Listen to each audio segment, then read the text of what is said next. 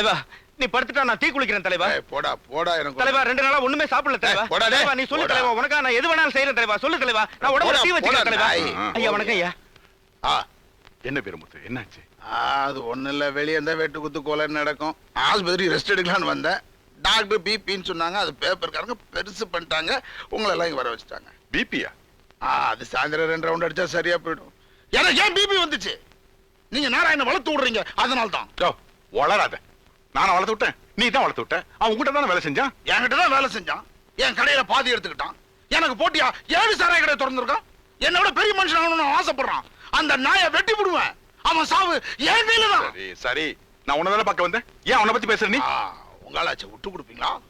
யோ யோ, நீயும் ஆளு தானே. வலது கை இடது கைன்னு 2 ரவுடியை வச்சுக்கிட்டு மந்திரியா இருக்கீங்களே. ஒரே உரையில 2 கத்தி. பெரிய ஆளுங்க நீங்க. சரி சரி, ரெஸ்ட் எடு, நான் கிளம்புறேன்.